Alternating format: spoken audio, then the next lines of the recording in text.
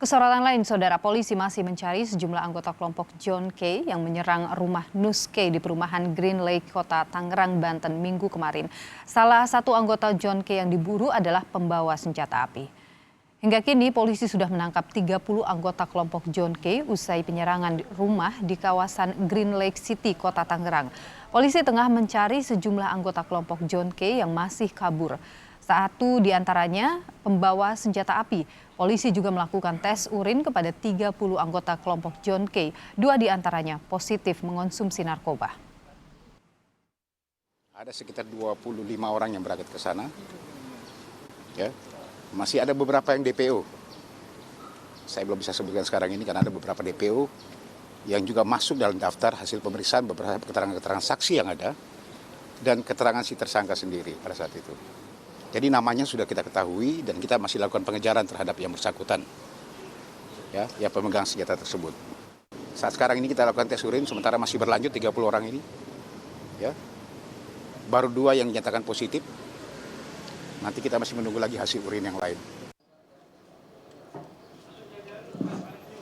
Perseteruan John K dengan sang paman Nus K kini memasuki babak baru. Setelah kembali harus mendekam di balik jeruji tahanan Polda Metro Jaya, pemilik nama asli John Refra K ini menyatakan dirinya tak bersalah atas insiden penyerangan yang terjadi di kawasan Kosambi Cengkareng dan perumahan Green Lake City. Lewat kuasa hukumnya, John K menyatakan tak bersalah dan tidak terlibat dalam aksi penyerangan yang dilakukan anak buahnya. Tentu itu kami membantah karena tidak ada bukti sama sekali, tapi tetap ini masih dalam penyidikan. Jadi biarkanlah diuji dulu oleh penyidik, kita lihat nanti seperti apa perkembangannya. Oke, berarti kalau bukti yang selama ini diklaim bahwa ada terlihat di dalam grup WhatsApp mungkin di handphone yang telah disita. Pak, itu kata siapa saya nggak tahu, kawan-kawan dari siapa. Karena kan yang ada itu harus di penyidik dulu, ya baru di kejaksaan, baru kita sidang. Jadi saya tidak bisa ngomong. John K kini harus menjalani pemeriksaan di Treskrimum Polda Metro Jaya terkait undang-undang kedaruratan khususnya mengenai kepemilikan senjata tajam. Selain dari sisi hukum, kerabat John K yang menjadi target serangan Nus K datang ke Polda Metro Jaya untuk menjalani pemeriksaan sebagai saksi. Sebagai paman, Nus K menyayangkan insiden yang seharusnya bisa diselesaikan secara kekeluargaan.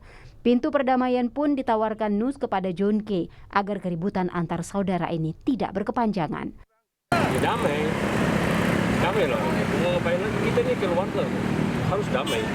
Dia sudah lakukan, barang saya sudah selesai, tapi saya sudah menerima, saya memaklumi apa yang mungkin masih dia. Sudah selesai, jadi kedepannya harus damai. Saya akan kumpulkan adik-adik saya yang lain, psikologi seluruh orang yang ada di Jakarta untuk berkonsiliasi kita jangan ke depan, jangan seperti ini lagi. Kita hidup damai. Penangkapan terhadap John K dan 29 anak buahnya dilakukan polisi pada Minggu malam selang beberapa jam setelah insiden penyerangan terhadap seorang pengendara motor dan terhadap rumah di Green Lake City. 1 orang meninggal akibat insiden ini. Saat rilis kasus John K, Kapolda Metro Jaya Irjen Nana Sujana menyebut perencanaan pembunuhan terhadap Nus K berawal dari ketidakpuasan atas pembagian hasil penjualan tanah. Bisa dikatakan mereka ini masih keluarga antara John K dengan Nus K. Ini dilandasi ataupun berdasarkan permasalahan pribadi, ya, permasalahan pribadi antara saudara John K dengan Nus K, ya,